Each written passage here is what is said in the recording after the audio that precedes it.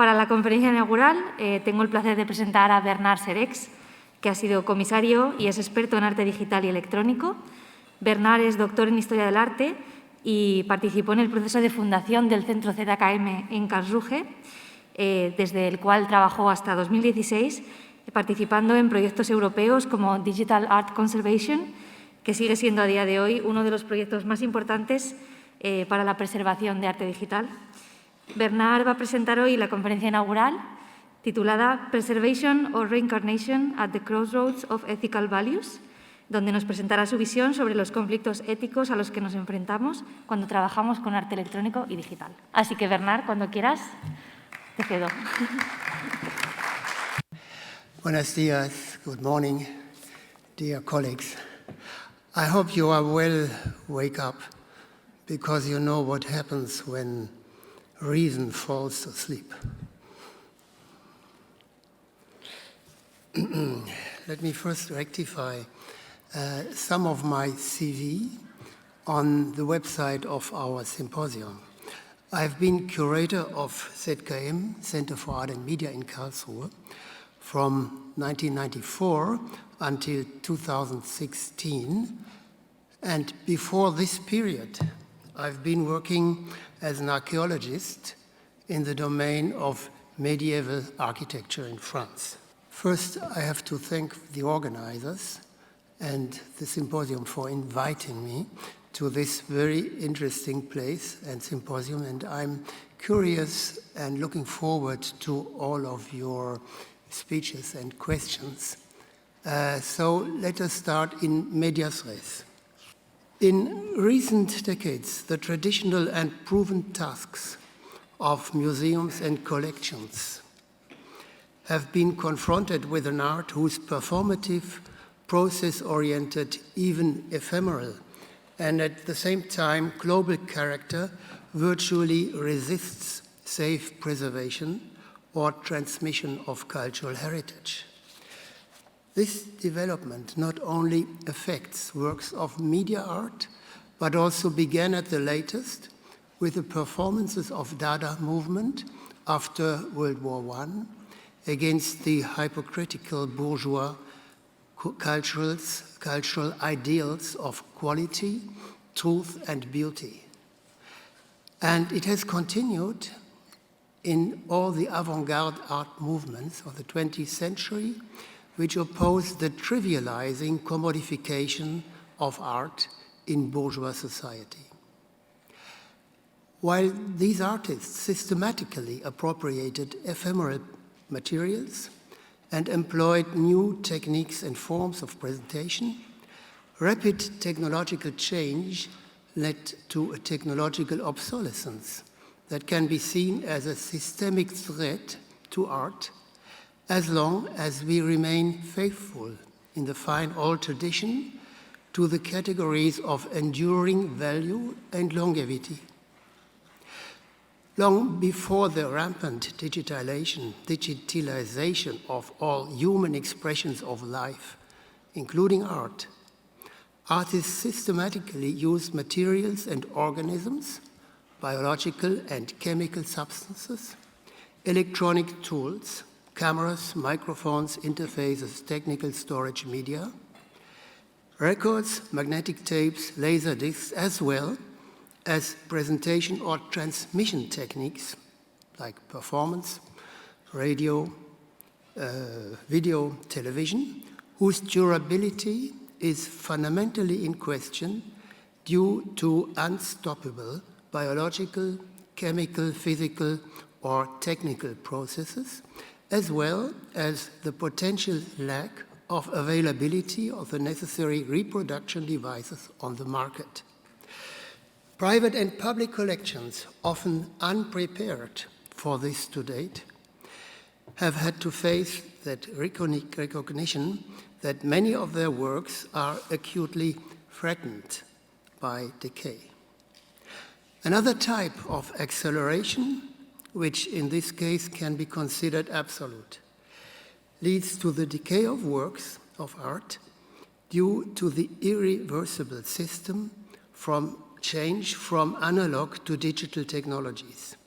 This development applies regardless of whether these works have been digitized to simulate or store their original analog data, like graphic documents, photographs, films, videos, whether they have been produced through the direct use of digital apparatus, audio, video recording devices, or whether they are entirely the result of the programming of their source code. In the preservation of such works and cultural objects in general, shorter storage times and massively increased storage capacities have led archives and collections to take ever greater risks and sometimes even to abandon preservation in analog form. The problem is that the storage and retrieval of digitized content is subject to new technical systems and constant software changes in rapid succession. The central promise of long-term digital data security has by no means been fulfilled by the computer and software industry on which art, media art, is dependent. From this, we can conclude that it's not the digital works themselves that age faster than their analog counterparts, because their very substance, their idea, is laid down in digital code which cannot age. Rather, we can observe that the devices and their operating systems, the interfaces, sensors, and other specific applications, the authoring systems, plugins, players, and browsers required to collect, preserve, and present these works, the programming skills needed to adapt them, and often enough the financial resources to reactivate and present them again, are only available to a limited extent after a very few years. Public and private collections have recognized too late what this problem means for media art anchored in the digital code. The faster technical development advances, the shorter the half-life of the artwork. Based on the experience of the last 3 decades, we must assume today that digital hardware and software have a shelf life of less than 10 years. But against all critical insights, we continue to live in the jubilant phase of digitization, as if it were the most unavoidable of our duties. Masses of historical documents and analog artworks of all kinds are being digitized all over the world to save them, as they say, as we say, from loss and perishing. However, almost no one is interested in the fact that this does not save the work itself in its original form, but that the preserved digital data is no more than a mediocre reduction, no more than an extremely vulnerable substitute for the original object. I will talk now about the prevailing conditions of preservation, kind of a selection of 9 observations. As the former director of the Media Museum and its large collection at the Center for Art and Media in Karlsruhe, and since 2016 as an international consultant to museums, exhibition, and conservation projects, I'm somewhat familiar with the prevailing conditions of exhibiting and preserving electronic and digital art. Over the past 30 years, the following picture has emerged for me. First, under the pressure from public and private patrons and sponsors, many museums and collections have accepted to justify their funding by the means of accelerated marketing and advertising, constant up-to-date presence in social media, and above all, a steadily increasing number of short-term events and exhibitions. While higher visitor numbers have become the ultimate proof of eligibility for funding, there are fewer and fewer funds available for elaborate preservation measures and for building competent teams that are proficient in preserving the latest media. Second, museum directors and donors are still not sufficiently sensitized to the issues and costs of preserving digitized or digital-born artworks. Third, finally, a funding policy demanded by the digital lobby has led to a preference for the development of digital processes, in the course of which it has become easier to obtain funding for the digitization of objects, works, and documents than for the proper preservation of these objects themselves. Fourth, in consequence, many collections so far lack an efficient archiving system for digital art in which all movements, maintenance and preservation measures, technical interventions and artist intentions on the individual works are recorded without any gaps. Fifth, when acquiring and taking over those digital artworks in recent decades, which we will find today in existing collections, not enough attention has often been paid at that time to careful documentation due to a lack of experience. As late as the 1990s, it was assumed that immaterial digital data and its highly praised storage media would last forever. Sixth, in the process, one has all too often forgotten to document these work-defining instructions given by the artist, him or herself. In other cases, a clear application of these instructions has proven to be too much complicated or even impossible. It has become common practice to ask for the artist's opinion during exhibitions or restoration work, if ever the artist is willing and able to do so, which is not always the case. And however, we are often enough confronted with situations in which we have to protect the acquired work against the spontaneously changing intentions of the artist, him or herself. Seventh, conservators and museums technicians are often overwhelmed with the complex daily maintenance of exhibited or electronic or digital works and the continuous repair and preservation of those works which are not currently on display. The knowledge required for this is still rarely part of their teaching, except, for instance, in this university. So I found some of the curriculum which I think is remarkable in the domain of technical training and knowledge in this field. It is therefore fully understandable that conservators who were already busy with the daily care and preservation of analog artworks, at the time were completely overburdened with the new additional task of preserving digital and video art too, for which they are not trained.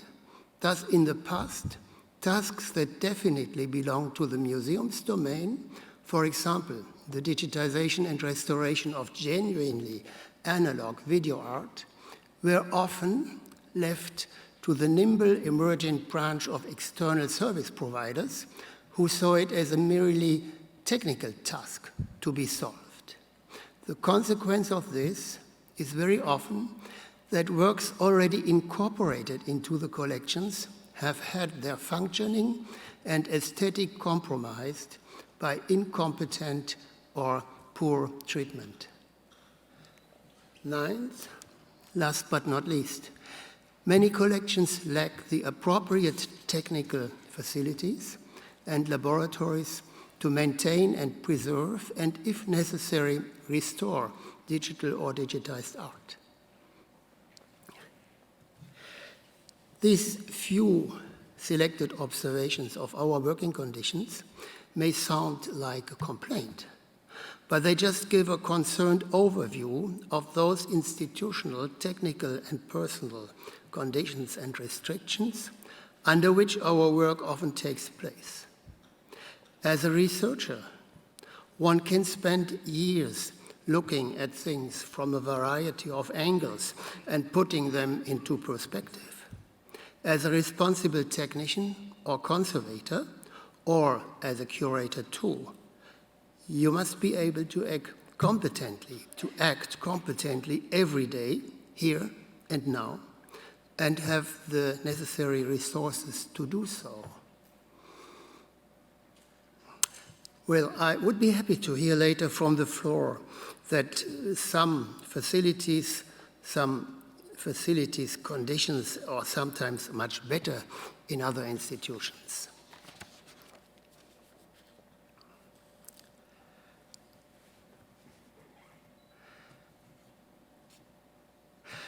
So it has long become obvious that the previously upheld ethical values underlying the conservation of artworks and cultural heritage in general must be fundamentally renegotiated.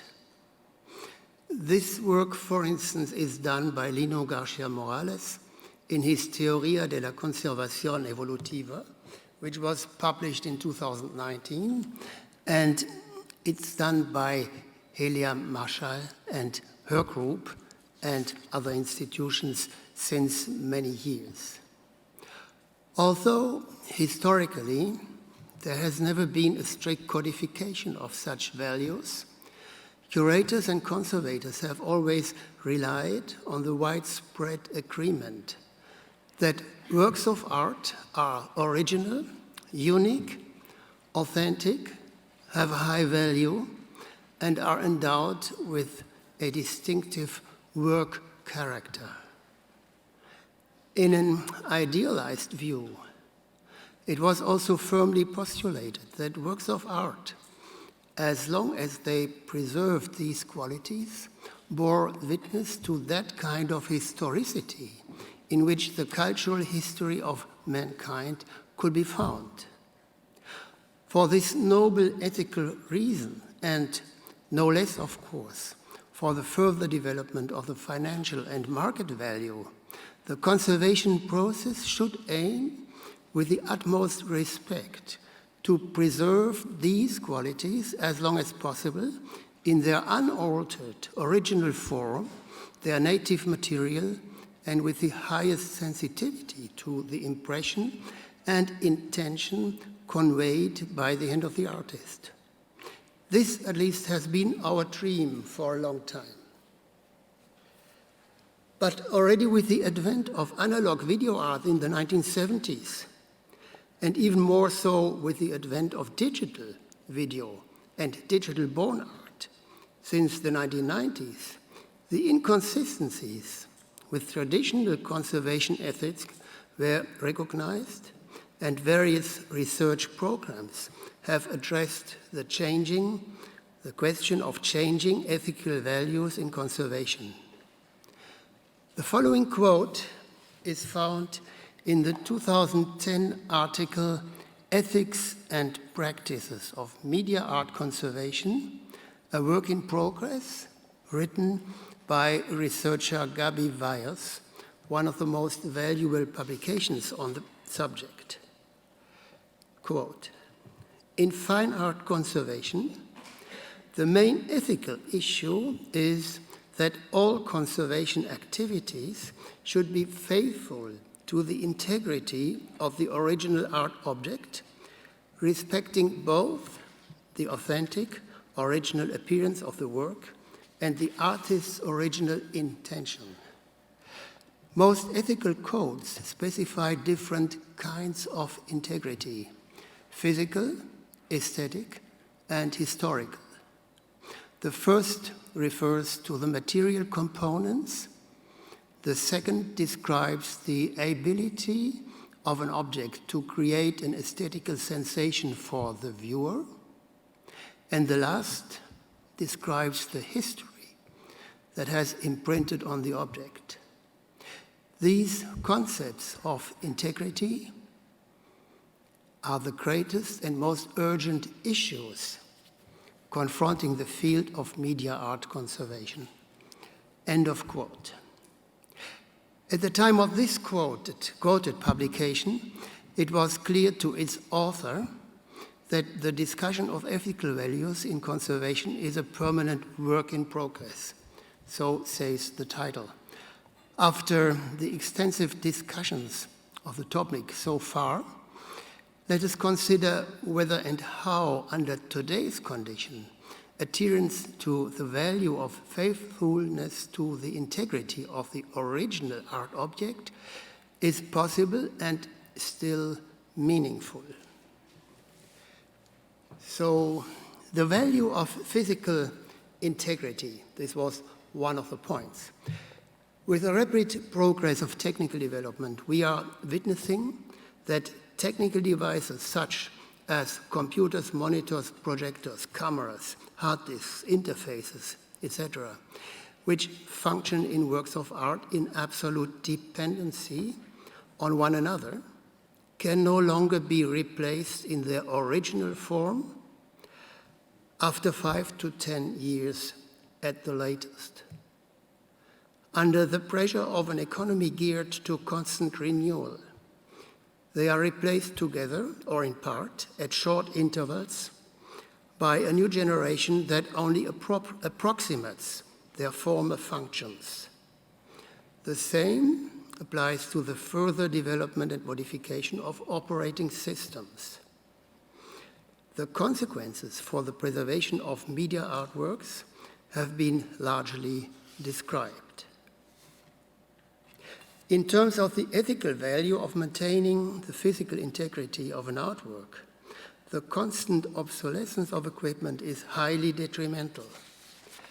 To be clear, even if we had the means to repair and extend the life of equipment by keeping it in storage or buying it on the second-hand market, under these conditions, physical integrity can no longer be preserved even in the medium term. The medium term means 5 to 10 to 15 years.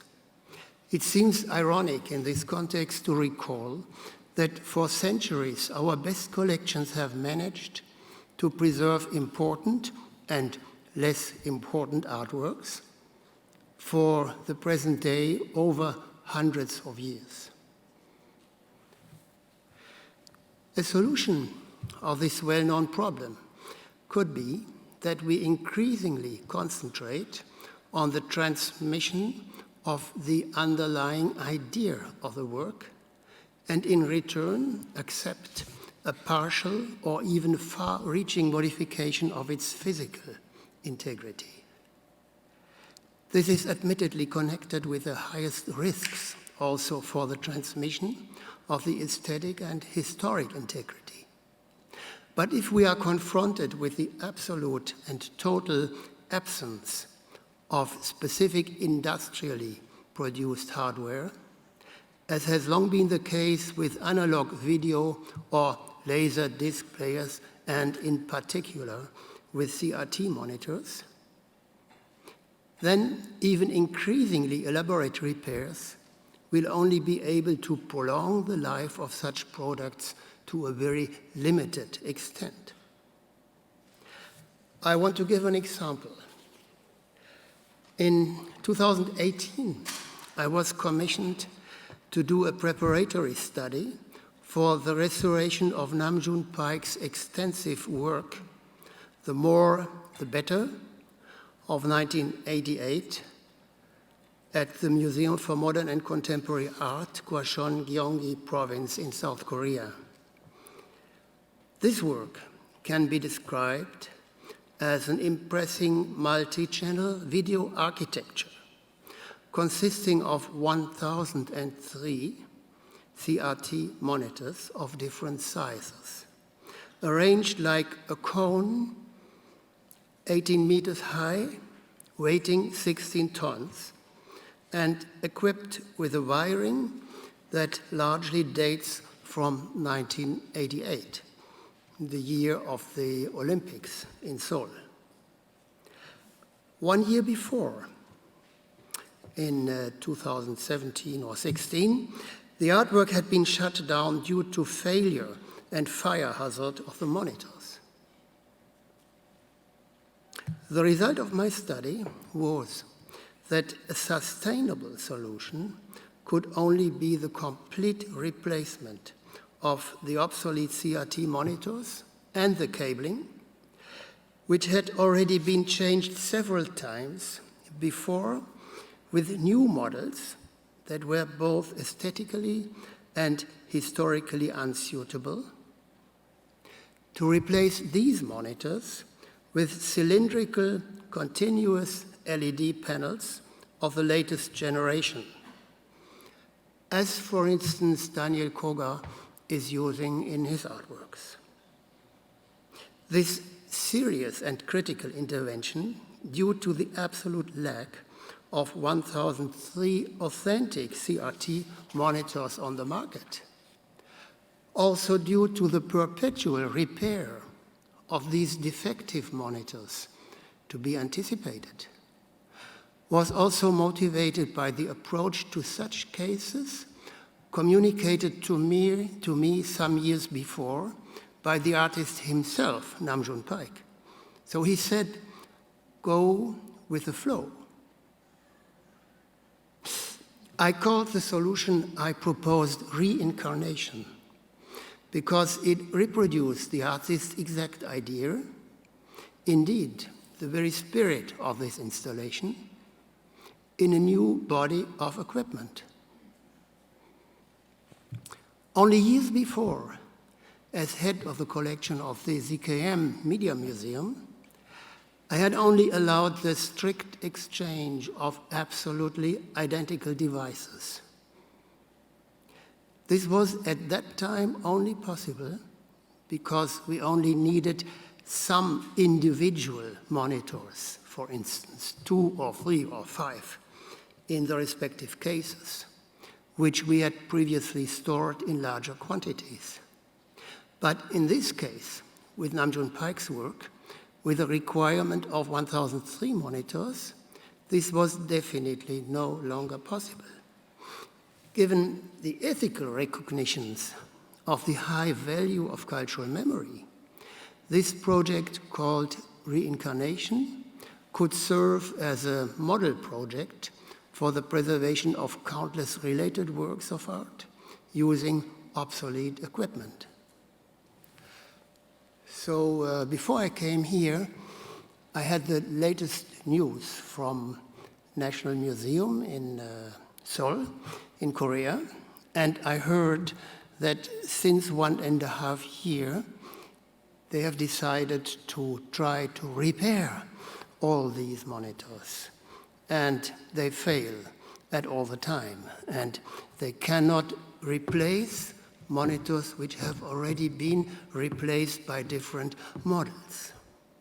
So they are still trying to do that, and I'm looking forward to the opening, and we will see if this work will run for 2 years, for 5 years, or even for 10 years before it breaks down again, because the technical problem is just simply too large.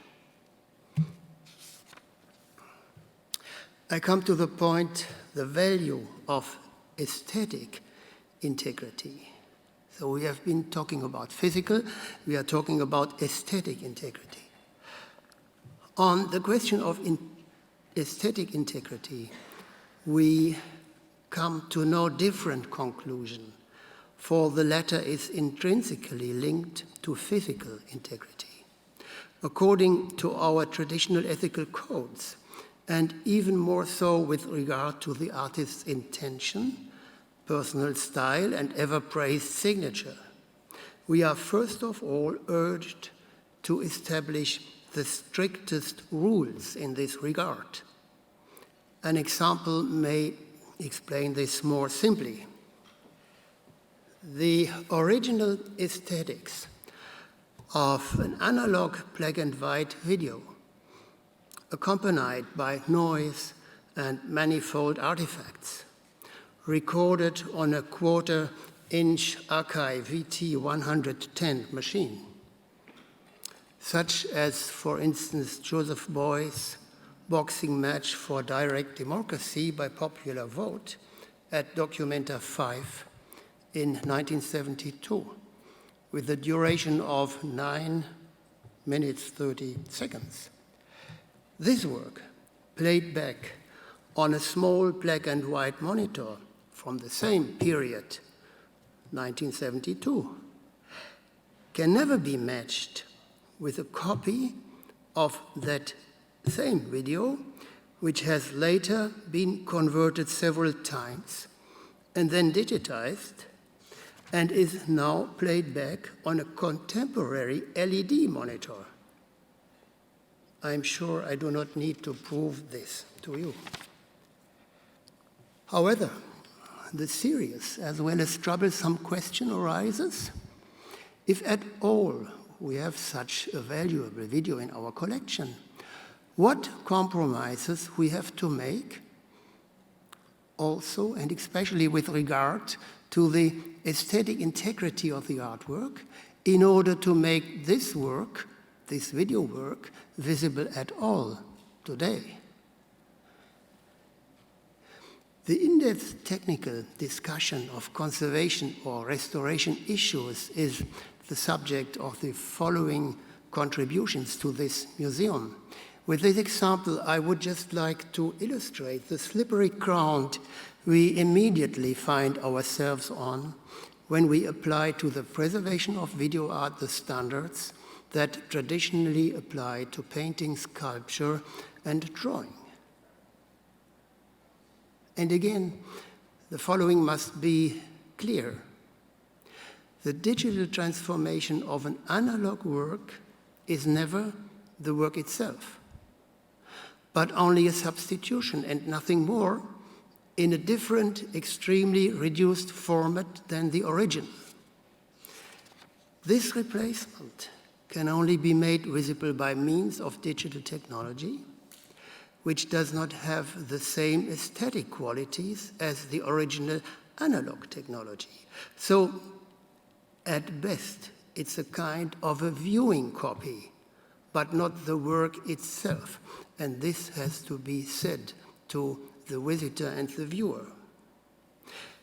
This insight does not relieve us of the need to preserve such a time-based video from disappearing. Obviously, however, this task puts us in an ethical dilemma that we can solve only if we give up some of our ideals and aspirations in order to preserve the core of the work, its idea.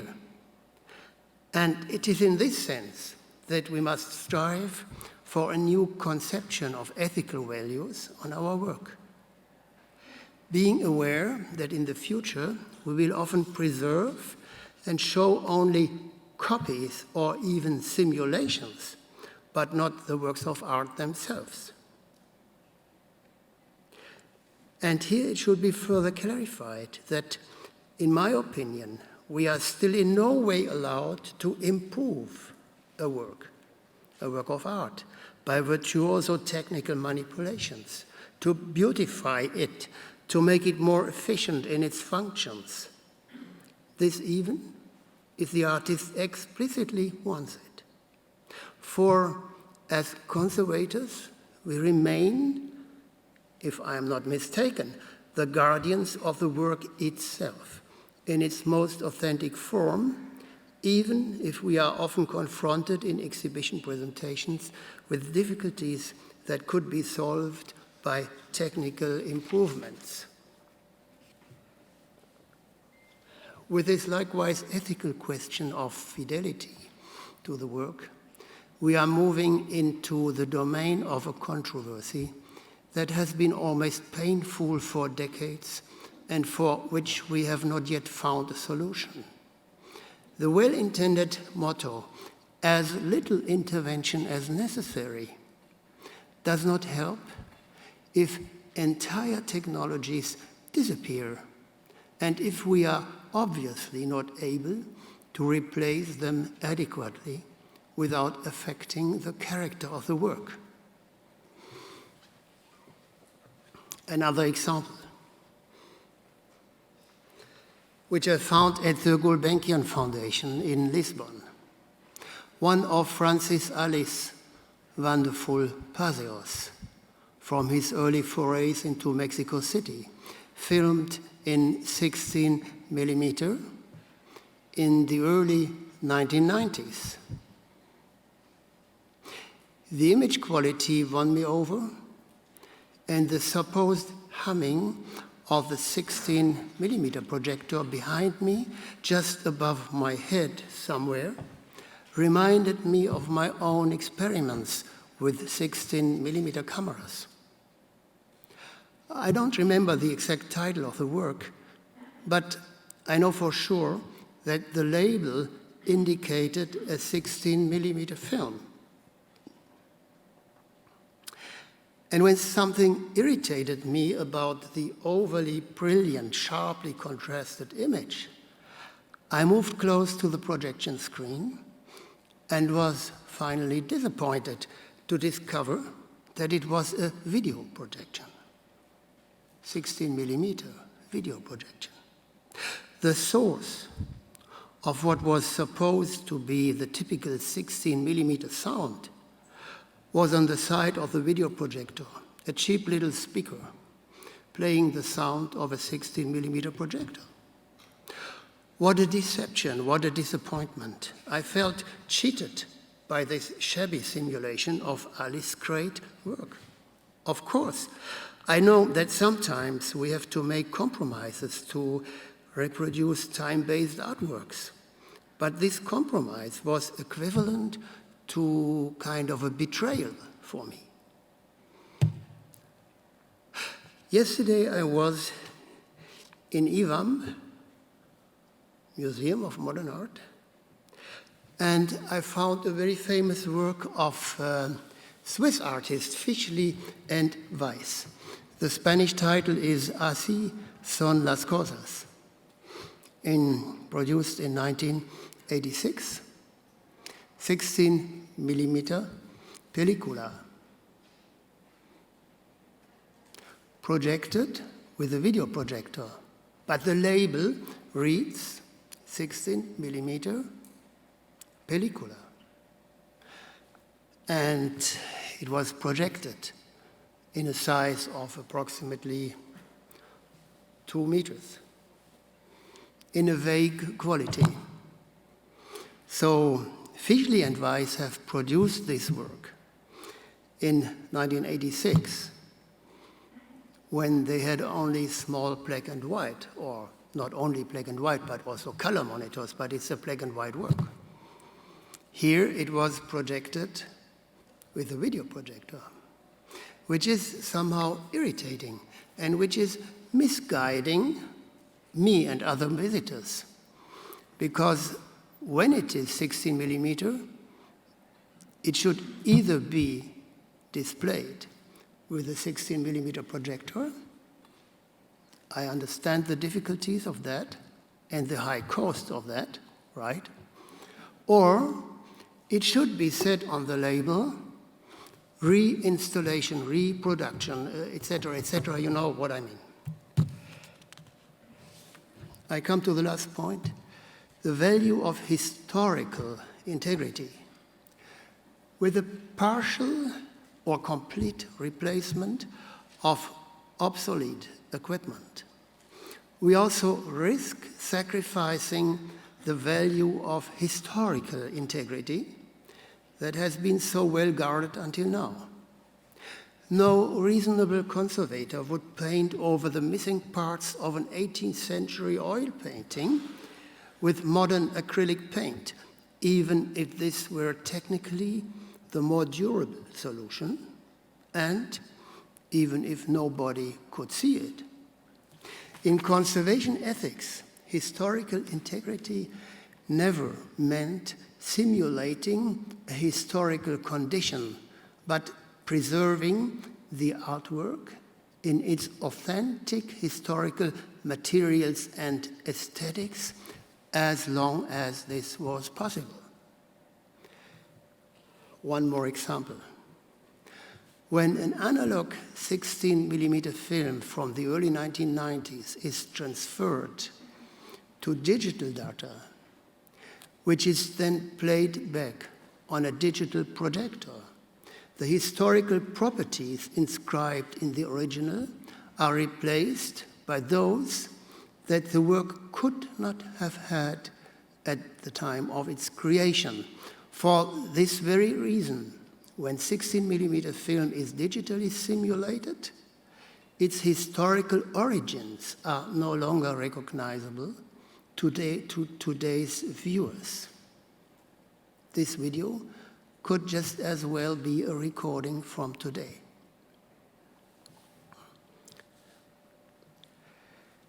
It is highly indicative of the current value shift that both in lectures and in publications, we often miss a sharp distinction between the term used to describe our work. If preservation is still the most neutral term, conservation, restoration, restitution, documentation, migration, retrieval, reproduction, safeguarding, etc., are all terms that have been used to describe our work, terms that have always been interpreted differently by different professions throughout history. However, this vagueness of the term increases when preservation practices from decades or even centuries are no longer possible within a decade for trivial technical reasons. And here, it seems, digitization is seen as a remedy, as a panacea that can solve every problem, even in our field. What is fatally overlooked in this case is that digitization in its extreme dependence on industrially manufactured hardware and software is often enough itself the very cause of the urgently needed adjustments. Under these conditions, it seems as if we would have to sacrifice not only the preservation of the physical and aesthetic integrity, but also the historical integrity of the work. In this dilemma, if we remember that the substance of art lies in the idea, then it seems to me that the application of the concept of reinstallation or reincarnation to those works whose preservation we are once or continuously dependent on the replacement of software and hardware makes sense. In terms of traditional preservation ethics, it would then be necessary and crucial for us to abandon one and for all the concepts of originality and authenticity, and to precisely communicate to the viewer, visitor, or user in all frankness that a work under consideration is a reinstallation or reincarnation of the original work in which the original spirit appears in a new body. It is very obvious that this would entail further consequences, which we will have to discuss in the future. My conclusion leads to more questions. Given the factual technical difficulties and only slowly growing knowledge in the field of preservation and restoration of electronic and digital media art, most museums and collections today are hardly in a position to uphold the noble standards that traditional preservation ethics demanded. The question therefore also arises whether they are still obliged to do so at all in a situation of growing demands and dwindling resources. Can the works themselves and the supposed enduring value of contemporary art collections at all be preserved over longer periods of time? And if the limits of conservation practice, especially in the case of digital art, mean that only a few works will survive, what criteria and preferences should be used to decide which works should be passed on while the rest are allowed to perish? A remark of my very dear colleague Hans Belting, famous German art historian, who said, well, you imagine all these works will be preserved. I prefer that 99% perishes and we will only have 1% which are the very best important works. But my question again, who decides about that?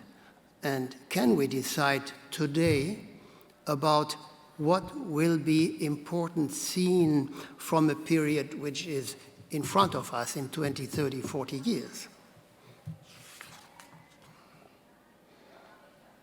It is to be feared that the technical development and thus the deterioration of these works will proceed so quickly that we will not even have the time to make such an assessment. Well, maybe I'm painting a quite somber picture because I'm looking not only at the well-funded flagships, museums and collections, but also at the many ordinary museums that are moderately funded at best, but where much contemporary art is preserved. We must preserve these artworks of art too, and make them accessible by the most possible means. The way to do this is to renegotiate ethical standards that have been maintained up to now. In doing so, however, it would be unacceptable if we had to abandon these standards because our institutions are no longer willing to provide the sources to do so. Therefore, besides our daily work as conservators, it is equally important that we make every effort to improve our overall institutional working conditions so that our daily work can be sustainably fruitful. Thank you for your attention.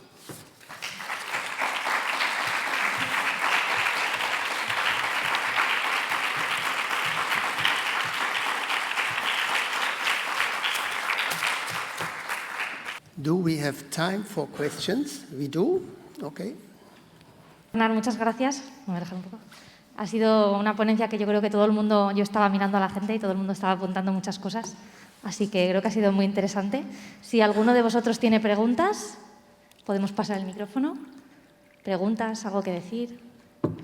Quería darte las gracias por esta magnífica conferencia, que es verdad que planteas voy a resumir, un panorama muy sombrío, porque a mí me da la sensación que por mucho que corramos, nunca llegaremos, ¿no?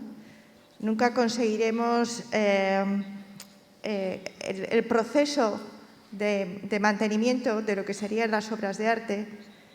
Y luego hay muchos factores que has señalado. Por una parte, creo que la vigencia de la teoría del arte o de la idea del arte como un concepto de originalidad, creo que esa parte nuestra sociedad ya lo ha asumido, los críticos, los teóricos, los artistas. Es decir, el arte, pues bueno, la mano del artista está olvidada hace mucho tiempo.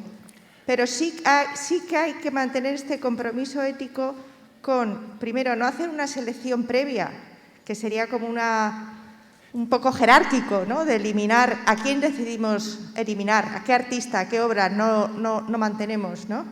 Previo a que pase el tiempo de la historia, que sea el tiempo que haga la relectura, ¿no? Entonces, bueno, me parece muy complicado mantener en vuestra posición ese compromiso ético y otra cosa más, que estamos inmersos en una sociedad con unos intereses económicos que vuelven otra vez a cercenar por encima de nosotros y nuestros criterios el valor de lo que queda, el valor de ese pasado que se quiere escribir. Muchísimas gracias por tu conferencia. Thank you, dear colleague. I agree absolutely to what you say. We are living in a society of very fast change. When I started to work in this institution of CKM, Center for Art and Media, in 1994, at that time, we even did not have internet in this institution and in most other institutions. And no museum had access to internet in 1994, please remember. You didn't have any smartphones in your pockets at that time. And we, in our very short time of life, have already experienced several paradigms of technological change, which is in the same time social change, which is in the same time cultural change, and which is in the same time economic change. This is stronger, more powerful than our ideas and our ethics. So I absolutely agree with what you say. But what should I do as a conservator in this situation? I have been responsible of a collection, and I have built a collection since '94 of, I don't know, more than 3,000 electronic and digital artworks. Now, when these works, after being exhibited, go back to the storage, and 2 or 5 years later, we want to reinstall these works, and we realize that they don't work, they don't function, because something has changed, because the projector has changed, because the computer has changed, because the internet access, etc., protocol, etc., have changed. How many technicians do I need in order to simply install an exhibition of 10 or 20 artworks? And we see it besides in the Salle Renault, that even here we do have technical problems with the works which are exhibited there. So if it is my task as a conservator or museums director to care for the preservation of a collection which has been funded by public money, by big public money, and those politicians who will make me responsible for the preservation of this art, I'm forced to quit. That's maybe a good idea.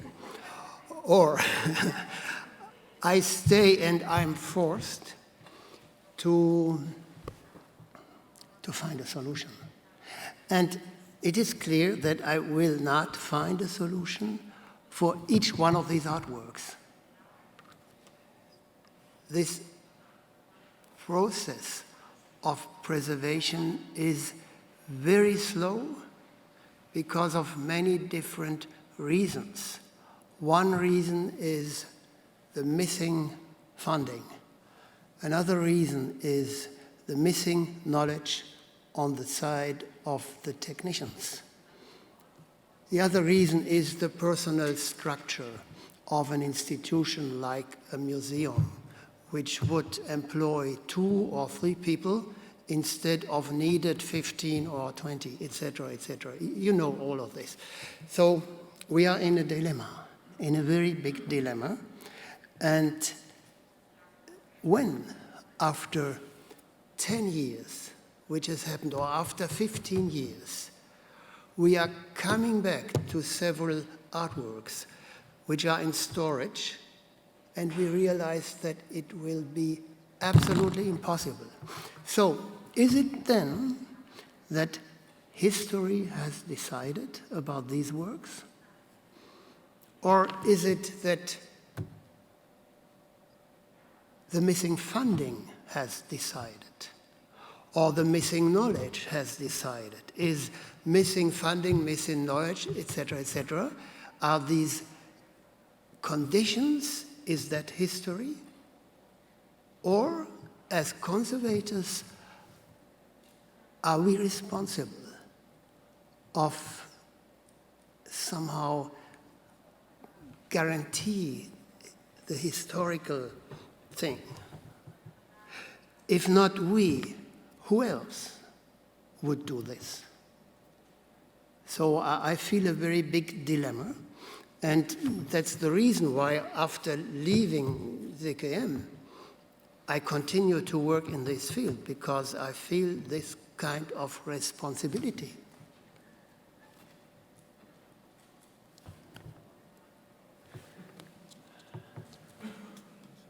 Thank you for your intervention. I really enjoy your point of view.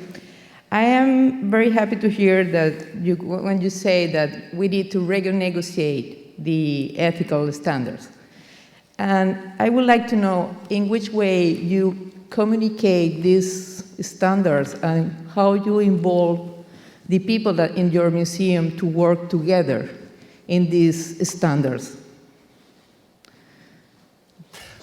How I? Yeah, because sometimes the curator wants to have show one piece, and in conservation department we talk about the problems that we have to do it, and sometimes that's not passed in the very best way, and that is a problem. One thing is that we wish to have, and other thing is the reality. So, sure, this is the very practical question of how to deal in a specific situation with a specific artwork which is being reinstalled, and with the people who are responsible for that and who will do the work. It's a difficult question. You need the support of the direction of your institution. If you don't have that, it will be impossible. So the example of ZKM maybe is extraordinary, because for setting up our exhibitions, we have a technical staff, a very well-trained technical staff of 15 to 20 people permanently. So these are the museum's technicians. And on the other side, we have a conservation team, which is less big, which is overburdened with work, so that the conservation team and the technical staff are cooperating. How to do this in practice? In a time where we don't have time to do this.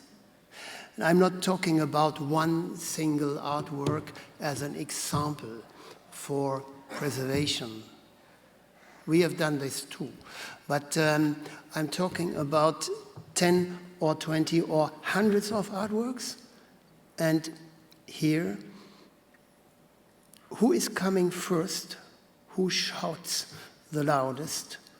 Who is present in front of the table as an artwork, which will be exhibited maybe tomorrow, will get most attention, and those works which are not shouting very loud, they will stay in storage for a long time. Is this history? Maybe this is history. The staff is too small. The knowledge is sometimes too weak in normal institutions. I would not say this from CKM. Directions of museums are still not willing to employ, for instance, informaticians or programmers in the conservation departments. Yeah? We need also to largen our idea of what is our profession. Myself, I did not study informatics, but I had to understand quite a lot of informatics. And when I did not understand, I had to hire, to cooperate with people of many different fields. Like artists do today, not every artist can handle a camera, and only very few artists can code the software which they are deploying. And here the problems come back every day, every day. I have no solution for this, only to call for more attention, to call for more time, to call for more funding, and to accept what you said, that history, if we call it history, will run over us, and we will lose quite a lot of works. May I tell one example? Very briefly. One of the very famous interactive real-time digital artworks, the earliest one, I think, is the Legible City by Australian artist Geoffrey Shaw. The thing is, you are sitting on a bicycle and you are running in a virtual city. This work is from 1988. It needed, at that time, a very big frame computer, which cost €500,000 only for this simple work. Already a big problem. Many years later, we got this kind of computer on the second-hand market for about €10,000. So it became easier to replace it. But the projectors which we have been using, analog 3-tube projectors, didn't work anymore. So we had to change the projectors. We had digital projectors, not analog projectors. That means we had to change the software, etc., etc., etc., etc. Finally, it came to the point that we wanted to migrate. We wanted to renew the software itself. And we had the contact to the first programmer of this work of 1988. He even was kind of a friend of our institution. But he said, oh, look, I'm working for the industry now. I don't have any time for that kind of things.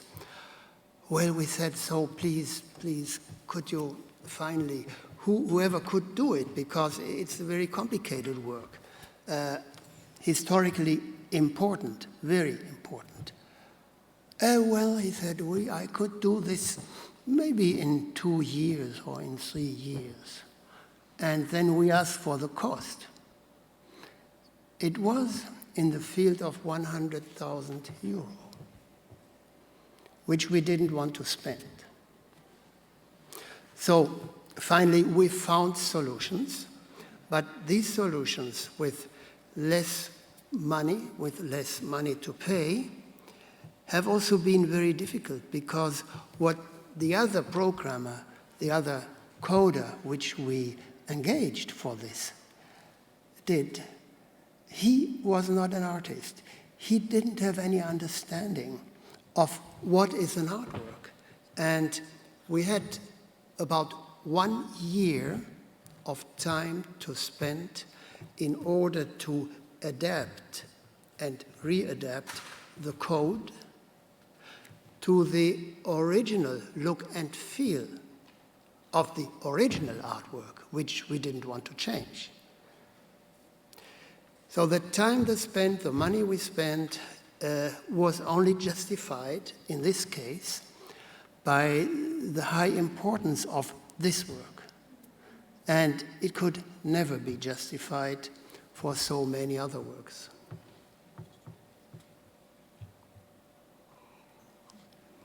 I just wanted to say that maybe we have to preserve also the technicians, we have to preserve the programmers, the coders, and so on.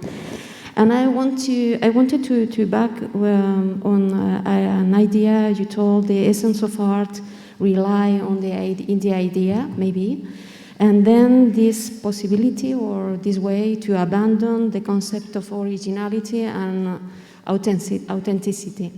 And this is, I think it's quite interesting because when we talk about originality, maybe we should think that we have to preserve also the frame. I mean, this idea emerged in a concrete space-time. And then I think sometimes when we are going to the museum, we have the original work, the original artwork, but we don't have this frame no more. It's disappearing too. So, what about preserve also this historical condition or this historical frame? Also the original artwork, but I don't know. I think it's impossible. I mean, we can see now this Jeffrey Shaw artwork, but we have no more this mind from 1988. So. True, very true. When we set up this artwork by Jeffrey Shaw in, for instance, 1995, in the Biennale de Lyon in France, we had a queue of 100 people waiting to get in. When we set it up today, nearly nobody will come. Why is that? Because people have been accustomed to this kind of virtuality, fast-moving things. They don't any longer really appreciate what is happening in this world. So that's what you mean by frame. I have no answer to your question. But one answer is that there is a huge difference, a system difference, a system shift between analog art and digital art. And what I say is finally mostly implying on digital art and electronic art. I would never talk about painting in the same way. Thank you. So I guess we are short of time, but I'll be here the whole day, and we will also have a discussion in the evening. Once again, I thank you for your questions and also for your attention.